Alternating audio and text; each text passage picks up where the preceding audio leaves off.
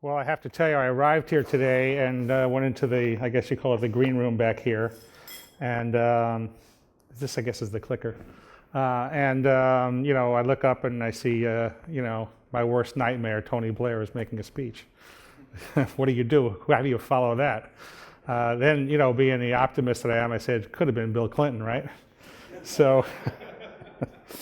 I'd like to take some time to talk about some of the things I learned. It's really about leadership and some things you think about as a CEO. So let's jump in. So the journey, 95K to 1.5 billion, 12 employees to 6,000 employees, 44 quarters in a row. Not a lot of guys in Silicon Valley can say that. Startup to Fortune 1000. When we got to Fortune 1000 in the year 2000, we were number 999, which is better than 1001. We did that in 11 years. Veritas is actually a story of strategic transformation, it's an interesting theme that I'm actually thinking about now. I'm writing a paper at Stanford. In 1982 through 1988, the company was a hardware systems manufacturer that looked like Tandem, high availability, fault tolerant. Converted into a software company in 1999 with 1989 with zero revenue. 4 years later, we went public, $10 million in revenue. We had about 50 employees at that time. 1997, we acquired OpenVision. We closed that year at 121 million. So between 1999 and 1997, we increased our revenues by 12x. And that was a major transformation of the company, getting us into the backup business. In 1999, we acquired the Seagate software business, getting us into the NT marketplace.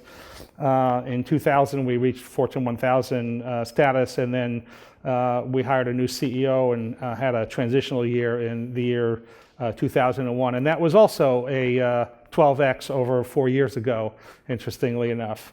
Let's see, okay. The transformation that didn't happen, and the one that I was kind of thinking was the next stage for the company, and of course when you get a new CEO, they do what they want. We were going to buy VMware, we were going to buy Red Hat MySQL, and JBoss roll up the Linux enterprise server business, and Veritas would be storage management, virtualization, and Linux. So that was what the plan of record was at the time. Okay, so let's talk about some things I learned here. First principle is to be a steward and not a proprietor. What a proprietor is about me and what you can do for me today. Stewardship is about us and what we can do together to build a great company. Now, you walk into a company, you meet the CEO of the company, and you listen to the vocabulary. Proprietors talk in the terms of I, me, and mine. And stewards talk in the terms of us, me, us, ours, and we. And that difference is profound to the people working in the company. When your job is to go make your boss rich and famous, it's not an interesting job. When your job is to go build a company together and to be part of it, that's much more rewarding, personally rewarding.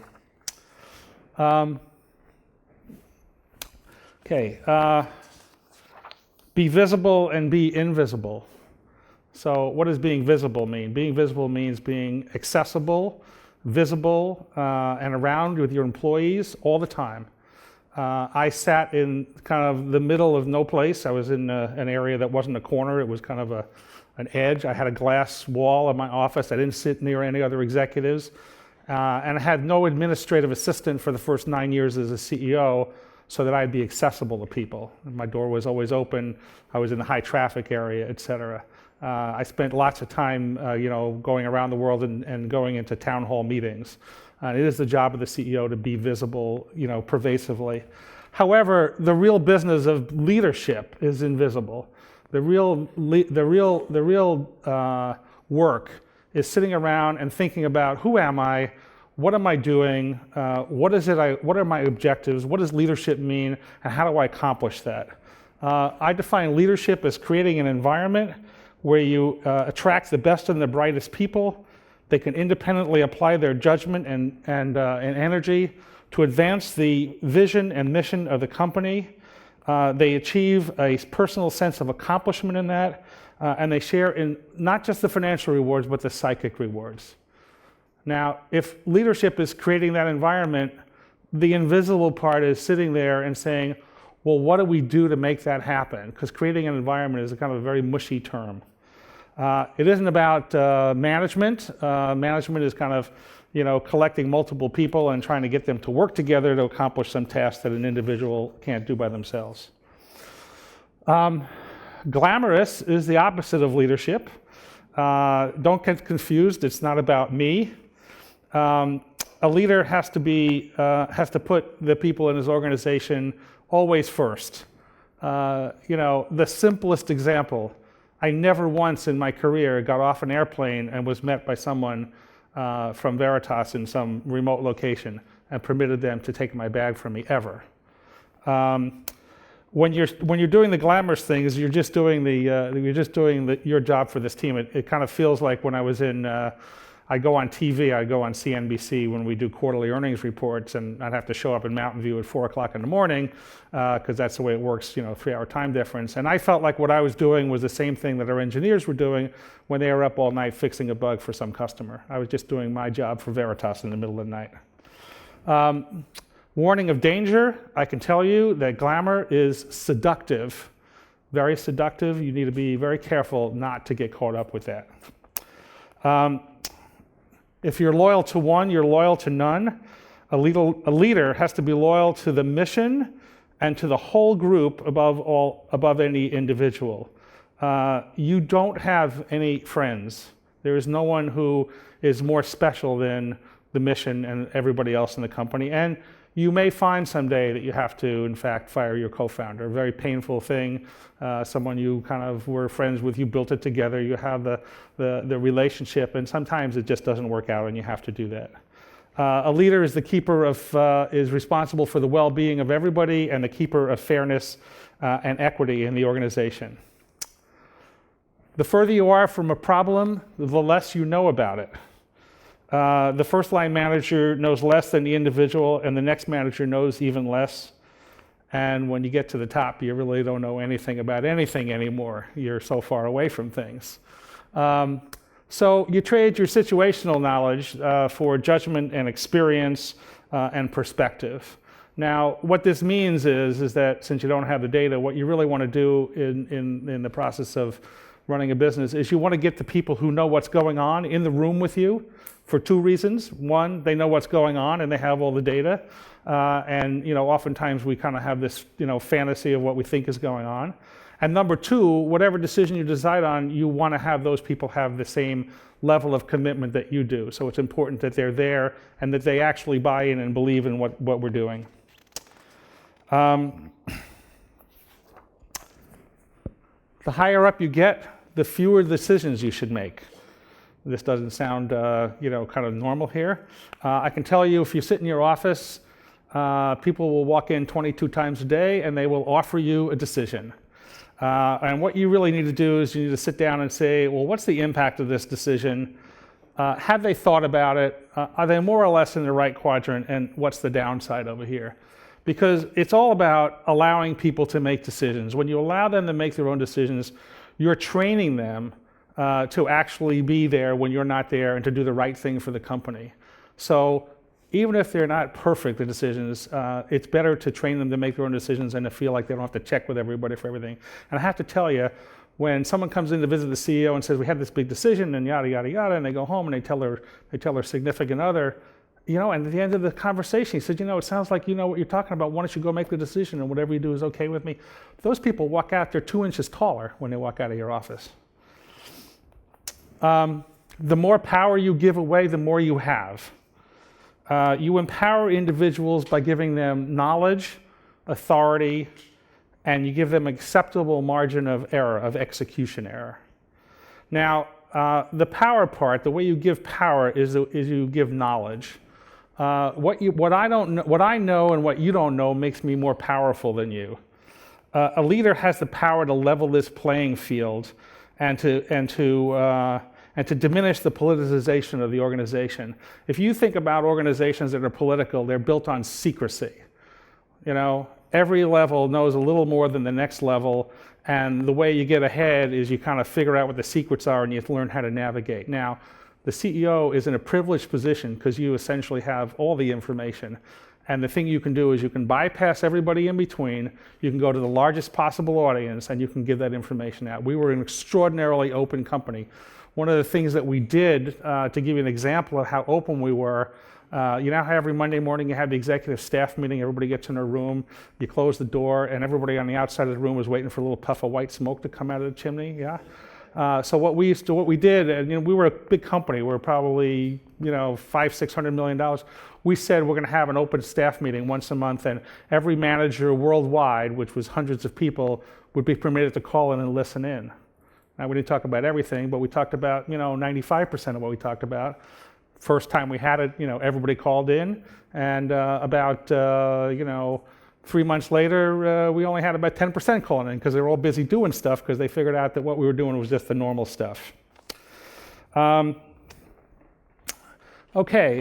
thyself. It's important to, it's a hallmark of leaders, signature of great leaders, that they know what they're good at, they know what they're bad at, they know what they like, and they know what they don't like.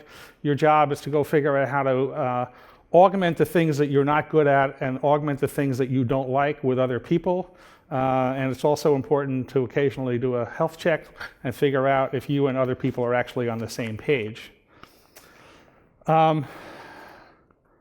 Trust and you will be trusted. The first level of trust is based on fair play, fair compensation practices, open, open forums inside the company. But great leadership comes from a deep bond of trust between the leader and the led. And the way you build that trust between them is by trusting first. And you think about it in the relationships you have in the world, you never trust people unless you actually feel that they are trusting you first. I believe that you will be betrayed occasionally when you trust everybody. When we give all the information out to everybody in the company and everybody knows everything, occasionally someone's not going to abuse that stuff. But I believe, as deeply as I can, that it's more important to do that and to get betrayed once in a while and to build a bond of trust with the other 99.9%. We were very, very diligent about doing that. And we had in the company, you might know people at Veritas, and they will tell you that is a company of high trust. Confront issues directly, be thoughtful, gracious, and caring.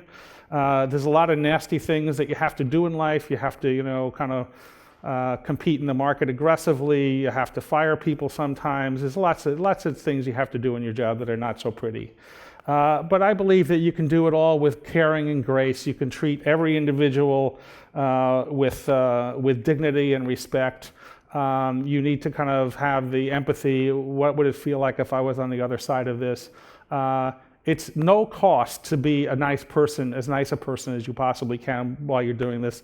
And I can tell you, you never know, you might run into these people again sometime and you actually might need them. It's a good policy. The truth, the whole truth, and nothing but the truth. It's the job of CEOs to fix broken stuff, right? Your job is to go figure out what's wrong inside the company and to go fix all that stuff. I would go around in these town hall meetings and I'd say to everybody, if you don't tell me what's broken and I can't go fix stuff, I'm not going to have a job. So I implore you, tell me what's broken. Help me here, right?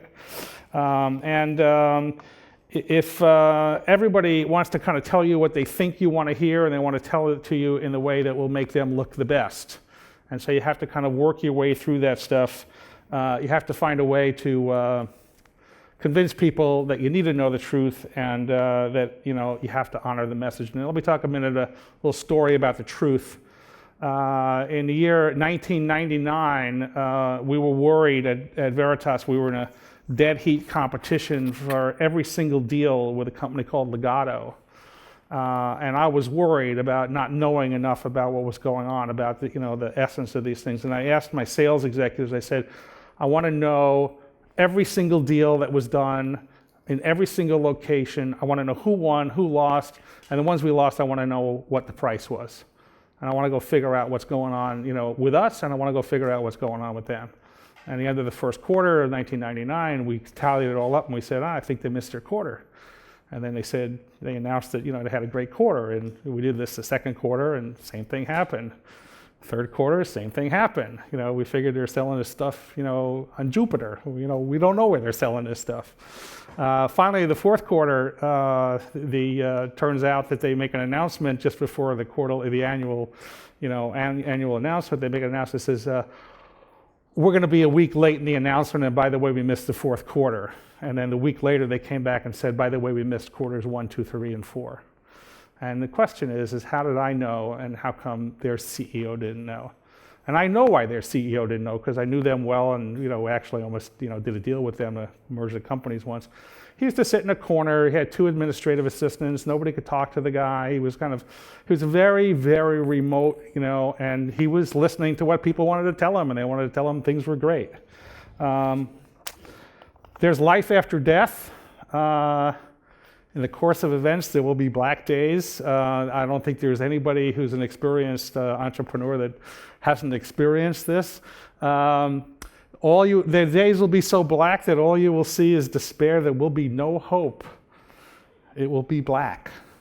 Everyone will be looking at you, and your job is to kind of tell it like it is, to kind of, be very forthcoming, communicate candidly, be calm, show people that there's hopefully some light at the end of this tunnel, focus on the things that you can do and overcome and that you can do together. And one of the things that's most interesting to me in my experience is that overcoming adversity together builds very deep bonds among the executive team. The first quarter, after we went public, we were about to miss a quarter. One of our customers called us up and said they're canceling a deal that was about 10% of our revenue. Mentor Graphics was the company. And it was a development contract. And it was a disaster. I was kind of away with family on a Friday, and I had some relatives from out of town, and we were up in Point Reyes, and I'm calling in for the data, for my messages before email, and I hear this message, and then the rest of the day I'm living in a silent movie. Everybody's talking to everybody around me, and I have no idea what's going on, right? So I just kind of have this knot in my stomach, and I'm cycling on this thing all weekend, and I show up Monday morning, and I walk in, and the place looks like it's just a disaster. Everybody's got, everybody's down, do you ever notice how fast bad news travels in a company? I mean, so we sat down at a staff meeting, and I looked at everybody, and I said, we deserve to get canceled, because that was speaking the truth to people. We didn't do a good job on this, and a couple of weeks in the future, we're going to go sit down and kind of do a post-mortem to figure out how we can do better, but not right now. Right now, let's figure out if there's anything we can do. And I said, does anybody have any ideas? And I looked around the room, and it looked just like this room. Everybody's kind of looking at me. And fortunately, I had an idea. I raised my hand, and I said, I have an idea. I said, let's go to Mentor Graphics. This contract was a $350,000 contract. I said, let's go to Mentor Graphics and ask them for $100,000. And they all looked at me like, what are you talking about? They just canceled the contract. I said, no. I said, let's go up there and say, hey, bad contracts usually have 2 parents, not one, number one. Number 2, we'll give you a complete release. And number 3, we're a newly public company, and we're begging for mercy. Which, it matters. So we did that, and, they decided to give us $100,000. It was pretty good. We did a couple of other things. We ended up making a quarter, and, we kind of went through this. For me, it was the good news was I had the weekend to think about it instead of reacting immediately. And I was able to think about, what can I do? What is the leadership part of this and not the reaction part of this? And we actually built some great bonds that day. Dark days show the leadership opportunities. By the way, when things are great, remind people that there'll be dark days again, because there always are. Only those who are both paranoid and courageous will survive. It's, Andy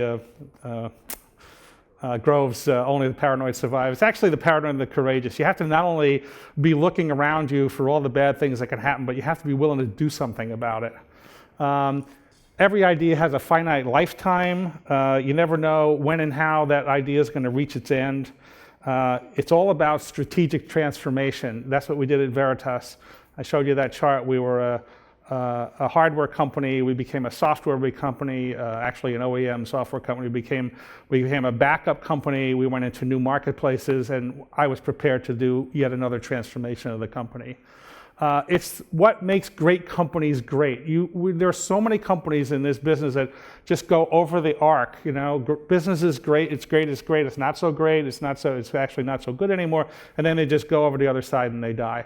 And the thing that makes companies great is their willingness not only to see the threats, but to actually transform the company. And sometimes it means you have to bet the company to do it. Good example, Oracle was in the database business. They decided to get into the applications business. They declared war on every single company that was pulling them into the marketplace. And they got away with it. But it was a tremendously courageous thing to do. There is no finish line.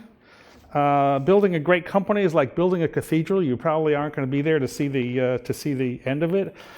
Each accomplishment is a prelude to the next challenge. And the IPO is not a harvest, but simply one step on the long road. When we did an IPO, Veritas had a post-IPO market cap of 64 million. And at the height of the bubble, those were good days. At the height of the bubble, we had a market cap of 64 billion. So our market cap was 1,000 times higher after the IPO. And that's when, huge fortunes get made. But this idea of no finish line, I have to say, I have this kind of metaphor in my mind, this kind of amorphous vision, and I kind of view the world and I say, we're all kind of climbing up this mountain, we're all kind of carrying things, all being people in the company, and we get up to this, plateau, this mesa. Everybody's very tired, everybody's setting up camp, they're drinking water, they're taking their shoes and socks off, they're doing all kinds of things to feel comfort. And I get up to this mesa and I look up and all I can see is the next mountain. It fills my eyes and it inspires me. And I turn around to the people around me and I say, come on, let's go. And they all have a different excuse, well, we got to do this, we got to do that, and all this other stuff. And I say, don't worry about it. Someone will take care of it. Let's just go. And that's kind of what we did at the company. We had this, and it's, by the way, it's inspiring to the people in the company. To let's just go do the next thing. Values and culture make it worthwhile. I want to watch the time here. It's not just about making it. It's not just about a successful company. It's not just about making money. I'll summarize this slide by, you have to do it in a way that will make your children proud. When your children know who you are and what you did and how you did it, they should be proud of you. And that's a function of the values and the culture, defines the character of the company, permits us to do work with integrity and with honor that we do every day, and something to be proud of personally and something that your children can look and say, wow, not only did they do it, they did it the right way. We all have to make choices. Each time we make a decision, we leave a road untaken, and we actually can't know what that road would have been. So we have to make decisions. I believe that success in anything requires commitment, focus, intensity, and endurance. It is not free to go and try to be successful. It will be costs. The decisions you make to go commit to your company and do the things you're doing have a cost in your family and have a cost in other personal things inside your life. Those are choices we make. We can't know what it would be like otherwise. If you're not willing to make these commitments, though, you're probably not going to be successful. Whatever success we achieve, we will, by definition, sacrifice other things. And I like to kind of describe this as, there is no such thing as quality time. There's time, but not quality time. I have a couple of closing remarks here, and I think I'm going to make it just on time. If you want a friend, buy a dog That's my dog, Roxy.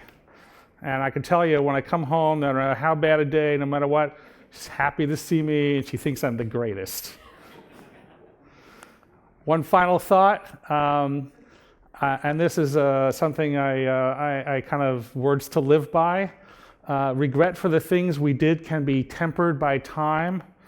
It's regret for the things that we did not do that is inconsolable. It is the things, you don't want to reach the end of your active career and look back and say, woulda, coulda, shoulda, I wish I had done that. It's better to have, using another expression, loved and lost than never to have loved at all. Thank you.